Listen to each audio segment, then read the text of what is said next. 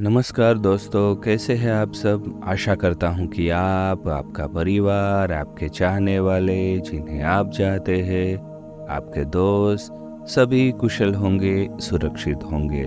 Team thinker views की ओर से एक और बुक रिव्यू पॉडकास्ट में आप सभी का स्वागत है। आज हम बात करेंगे श्रीमद् भगवत गीता के ऊपर आधारित एक पुस्तक के बारे में। दोस्तों, हमारी इस जर्नी में हमारा परिचय हुआ लेखक प्रणय द्वारा लिखी गई एक किताबी श्रृंखला जो कि spirituality for leadership and success theme पर आधारित है।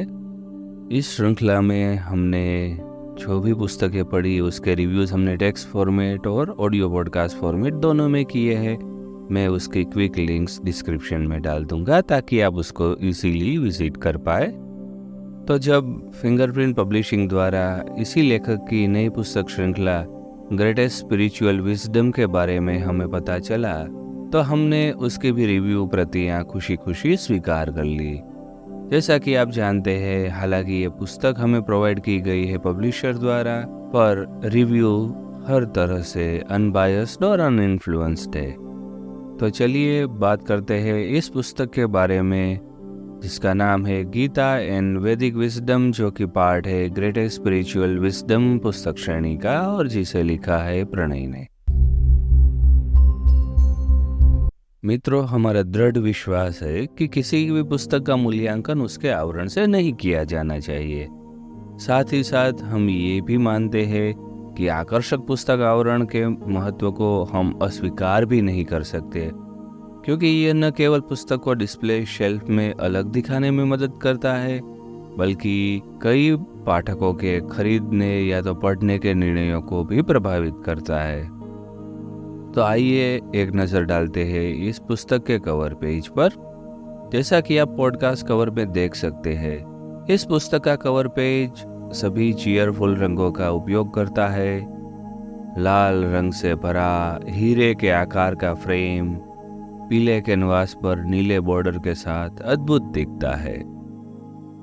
और उसमें सबसे अच्छी चीज है, ओम को जिस तरह से पुस्तक के नाम के ऊपर मुद्रित किया गया है वो इसे स्पिरिचुअल फील भी देता है। मुझे तो ये पुस्तक का कवर पेज बहुत ही आकर्षक लगा। आप बताइए, आपको कैसा लगा? हमारे नियमित श्रोता जानते हैं कि आमतौर पर हम पुस्तक के बारे में समीक्षा करते हैं तो उसे दो विभिन्न खंडों में विभाजित करते हैं, जिसमें एक में हम पुस्तक में दी गई हुई कहानी का विहंगावलोकन करते हैं और दूसरे में हम उसके बारे में अपने विचार रखते हैं। क्योंकि इस पुस्तक की प्रकृति थोड़ी भिन्न है, इसलिए हमने यहाँ पे इन दोनों खंडों का विलय कर दिया है और दोनों को एक साथ समेटकर एक ही खंड में आपसे इस पुस्तक के बारे में बात करेंगे। दोस्तों, 19 अध्यायों में फैली इस पुस्तक को पढ़ना आपके लिए एक अलग अनुभव जरूर रहेगा। निसंदेह आपको इस पुस्तक में श्रीमद् भगवत गीता के अलावा कई अन्य साहित्यिक सामग्रियों का संदर्भ भी मिलेगा। लेखक ने अपनी ही शैली का अनुसरण करते हुए कई प्रमुख हस्तियों का उल्लेख भी किया है। लेखक ने Gautam Buddha, Guru Nanak, Matsyendranath, Gorakhnath, Dattatreya Rishi, Archimedes, Ramanujan, Albert Einstein, Mozart और अन्य कई लोगों के जीवन के प्रसंग, उसके क्वोट्स, उन सभी को भी इस पुस्तक में सम्मिलित किया है। ये आपके रीडिंग एक्सपीरियंस को दोनों तरह से अफेक्ट कर सकता है।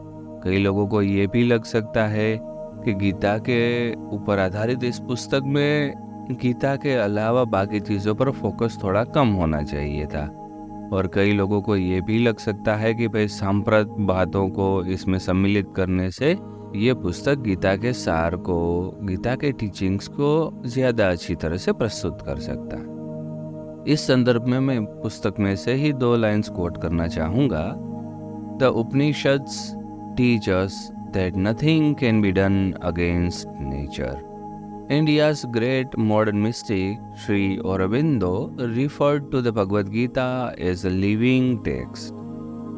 देखिए, हम ये ज़रूर मानते हैं कि श्रीमद् भगवद गीता की डेफिनेशन अलग अलग लोगों के लिए अलग अलग हो सकती है, और इसी सोच को केंद्रवर्ती विचार बनाकर लेखक ने पुस्तक में ही लिखा है, the Gita is a catalyst or a trigger to know that phenomenon which is beyond space and time.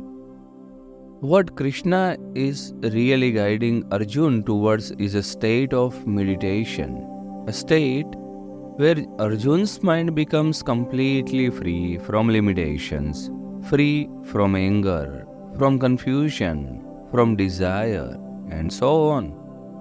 What Krishna is telling Arjun in the Gita is to fight without ego.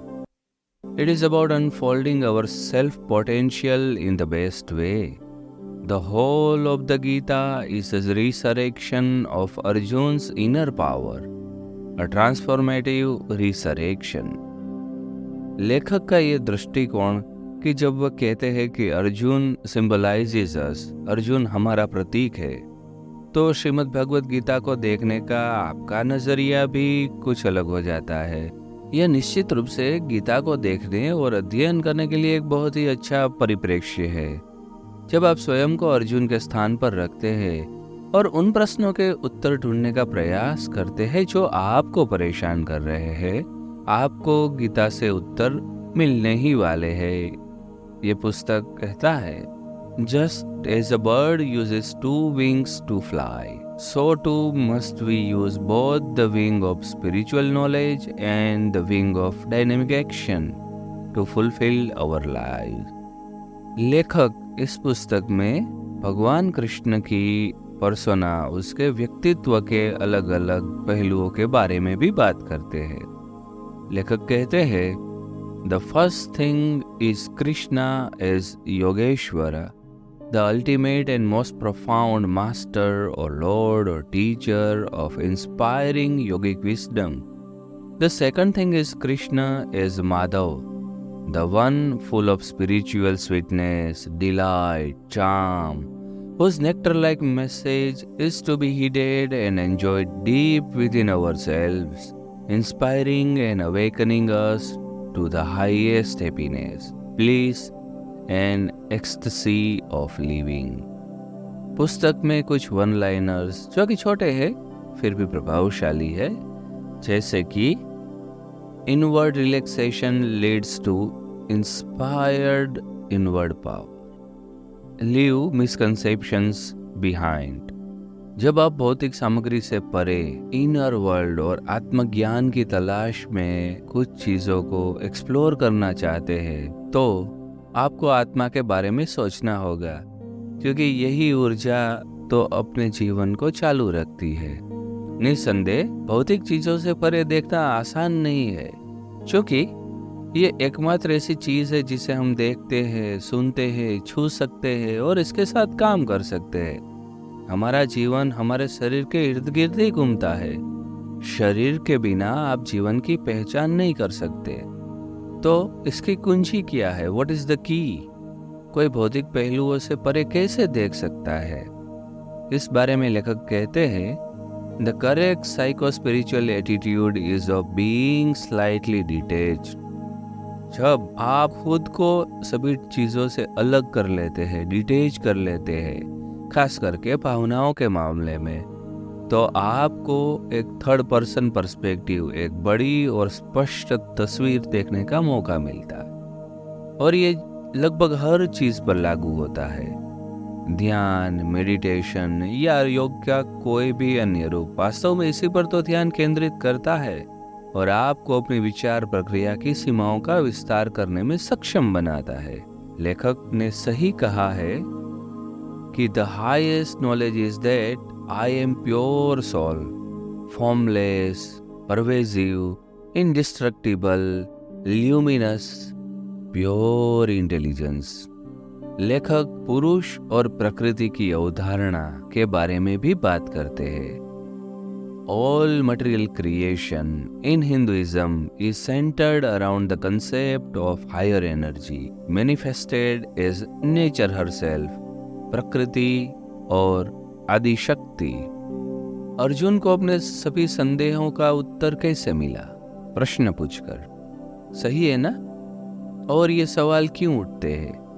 जाहिर है कि क्योंकि वह जिज्ञासु था और उत्तर पाने के लिए उत्सुक था। सही है ना? तो जिज्ञासु मन ही इसकी की है, इसकी कुंजी है। खैर, उस संदर्भ में देखे तो पुस्तक में से ही मैं कुछ लाइंस कोट करना चाहूंगा। The universe is a mystery, the cosmos is a mystery, but even greater than that is the mystery of its very being there. ये पुस्तक दुख के भ्रम, द इल्यूजन ऑफ सोरो के बारे में भी दिलचस्प तरीके से बात करता है। यही बात हम संपूर्णता के बारे में भी कह सकते हैं। बेहतर होता कि यदि लेखक ने वो प्रसिद्ध हाइम को यहाँ पे उद्धृत किया होता, ओम पूर्णमद पूर्णमिदम पूर्णात् पूर्णमुदच्यते पूर्णस्य पूर्णमादाय पूर्णमेवावशिष्यते। यदि आप श्रीमद् भगवद गीता या तो धर्म की संक्षिप्त परिभाषा ढूंढना चाहते हैं तो लेखक ने ये जो पॉइंट्स दिए हैं वो आपको अच्छे लगेंगे। 5 Secrets of Hinduism. Gita is primarily a text on the soul or Atma, purification of mind, body, spirit. Follow Dharma, the idea of Nishchay, and become a Purna Yogi. और आखिरी और सबसे महत्वपूर्ण बिंदु मुझे ये लगता है, the whole concept of Indian spirituality and the deepest Hindu mysticism is mukti और मोक्ष, becoming free. ये सब कुछ तो अच्छा है, लेकिन अगर पुस्तक आधुनिक परिप्रेक्ष्य में और हमारी रोजमर्रा की भाषा में अगर ये सामग्री हमें नहीं बताती तो ये सिर्फ और सिर्फ एक आध्यात्मिक किताब पढ़ने जैसा ही है। तो इसमें अलग क्या है? जहाँ तक मुझे लगता है इस पुस्तक की ये पंक्तियाँ हमारे वर्तमान समय के पाठकों को रोचक लगेगी और इसका आधुनिक संदर्भ इसे और भी रोचक बनाएगा। To be an adventurer, risk taker, true leader or innovator of any kind requires us to step out into the unknown. No matter how tough things get, we can proceed towards fulfilling our infinite potential through such spiritual understanding and enlightenment. मेरी दृष्टि से देखे तो पुस्तक में श्रीमद् भगवद गीता के विभिन्न श्लोकों को उद्धृत किया जाना चाहिए था, जो कि नहीं है। साथ ही में यदि लेखक ने श्रीमद् भगवद गीता की क्रोनोलॉजी को फॉलो किया होता तो शायद ये पुस्तक और भी रोचक हो सकता था। ये केवल श्रीमद् भगवद गीता पर आधारित पुस्तक नहीं है, बल्कि प्राचीन भारतीय साहित्य पर केंद्रित एक सामान्य आध्यात्मिक पुस्तक है। साथ ही इसे पढ़ने में थोड़ा हल्का बनाने के लिए कुछ रूपकों और कहानियों को भी जोड़ा जा सकता था। इस श्रृंखला की सभी पुस्तकों के बारे में मेरी यही राय है कि लेखक को उस पुस्तक की सेंट्रल थीम को, उसके केंद्रवर्ती विचार को केंद्र में रखकर उसके आसपास चर्चा का जाल बुनना चाहिए था। अगर लेखक ऐसा करते तो ये पुस्तकें शायद और रोचक हो सकती थी। संक्षेप में कुल मिलाकर ये एक जानकारीपूर्ण और आध्यात्मिक पुस्तक है जो गीता या तो श्रीमद् भगवद गीता और अन्य विभिन्न पुस्तकों, आधुनिक समाज के लोगों, परिदृश्यों और उदाहरणों को छोड़कर और इनको संदर्भित करके हमको सीख देने का प्रयास करती है। यदि आपको आध्यात्मिक पुस्तकें पसंद है तो आपको ये पुस्तक पसंद आएगी। हालांकि मेरी दृष्टि से इस पुस्तक को श्रीमद् भगवद गीता के ऊपर और केंद्रवर्ती होना चाहिए था। टीम थिंकर व्यूज की ओर से मैं इसे देना चाहूंगा 10 में से लगभग 7 स्टार्स। दोस्तों, बताइए क्या सोचते हैं आप इस किताब के बारे में? क्या सोचते हैं आप इस बुक रिव्यू के बारे में? क्या और कोई ऐसी किताब है जिसके बारे में आप चाहते हैं कि हम बातें करें, अपने रिव्यूज शेयर करें? अगर है तो आप हमें ज़रूर बताएं। आपके सुझावों को हम हमेशा प्राधान्य देते हैं। अगर आपको ये रिव्यू अच्छा लगा तो आप अपने दोस्तों के साथ, अपने चहीते उन लोगों के साथ शेयर कीजिए जिन्हें इस तरह की किताबें पढ़ना, इस तरह के बुक रिव्यू सुनना बहुत ही पसंद है।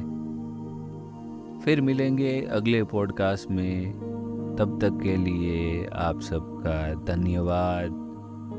अपना ख्याल रखिए, अपने परिवार का ख्याल रखिए, अपने चहीतों का ख्याल रखिए। खूब सारी किताबें पढ़िए, खूब ज्ञान अर्जित कीजिए और अपने जीवन में आगे बढ़िए। आपका जीवन मंगलमय हो।